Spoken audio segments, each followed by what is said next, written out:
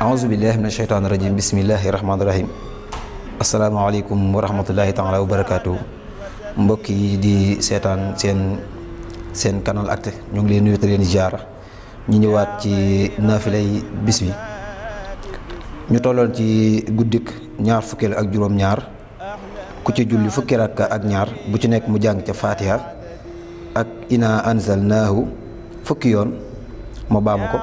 guddik ñaar fukkeel ga ak juróom-ñaar ku ci julli fukki rakka ak ñaar bu ci nekk mu jàng ca Fatiha teg ca ina anzalnaahu fi laylatul qadr fukki yoon. des na ko bindal tiyaaba ju toll ni limu bi ci àdduna yépp te bu dekkee ca mboolem yonent ya lañ koy booleel.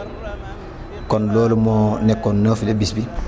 kon su ko defee ñu baamuwaat ko Fatiha benn yoon ina anzalnaahu fukki yoon.